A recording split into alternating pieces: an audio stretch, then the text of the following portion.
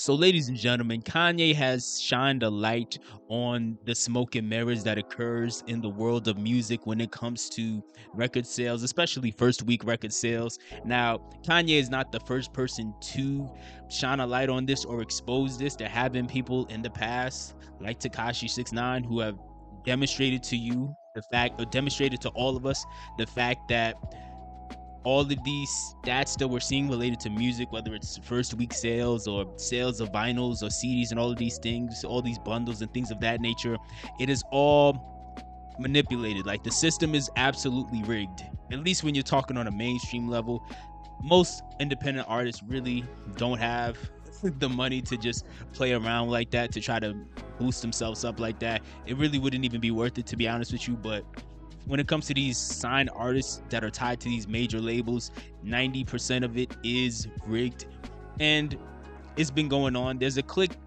that recently surfaced of Kanye West posted. It was posted by some like social media personality, and he was talking to what I'm assuming is a person who wanted to remain anonymous because it sounds like they altered his voice to make it sound like a completely different person, so you can't identify him. But they talked about the element of labels buying CDs and vinyls and all of that in order to help increase the chances of them being boosted up to number one, and making it a big moment that could help give the artist some good PR, and they could use that as marketing material to say, hey, this is the number one album and other things of that nature.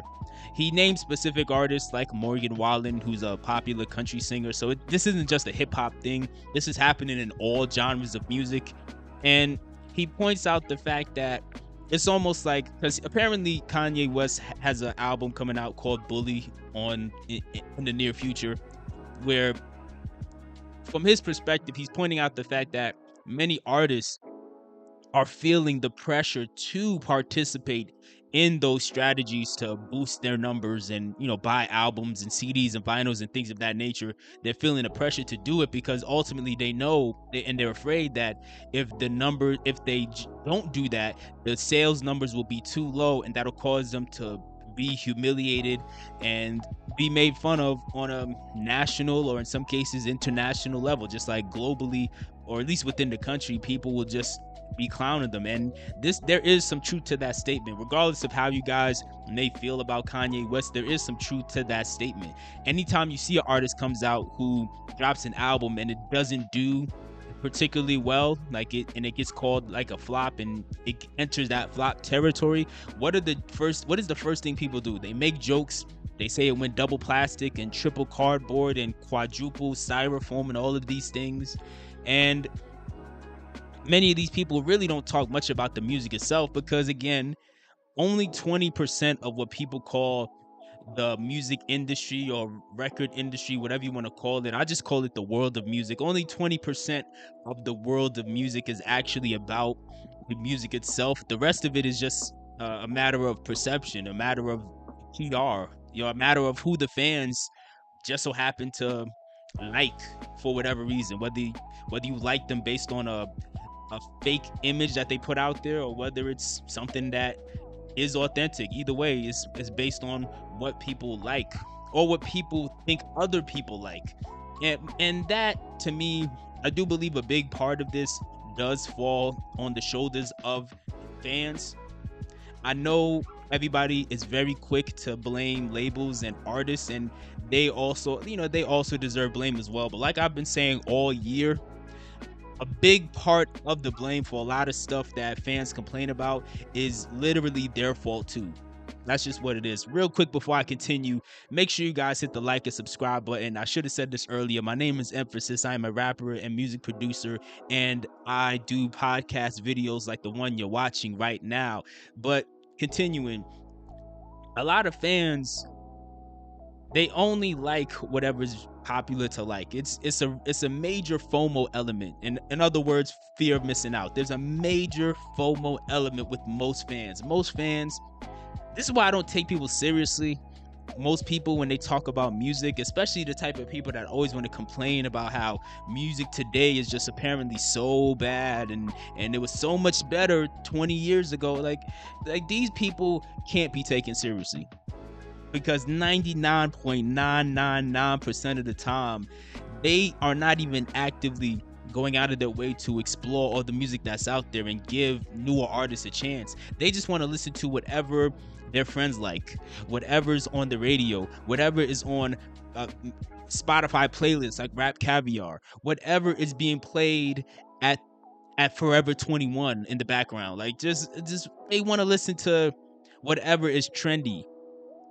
And unfortunately, this is most music consumers. That's why I don't think most people are really music fans. They're just really music consumers. Like this plays into the role of people, artists. Once they get to a certain level, they feel very scared to not participate in the tactics that Kanye is talking about here when it comes to buying their albums and CDs and vinyls, because they know most of y'all aren't actually just gonna sit down and listen to the music and come up with your own opinion. You're not gonna do most of y'all are not gonna do that. Most people are, and you see this on social media all the time. People will complain about how apparently music today is so bad, but then if you actually press them about where are they getting their music, what music are they listening to, they're only gonna name like the same 6 artists that are being played on the radio all day. Just lazy. In reality, we're in a real golden age of music. Honestly, there's an overabundance of great music out there. Only difference is you got to go dig for it.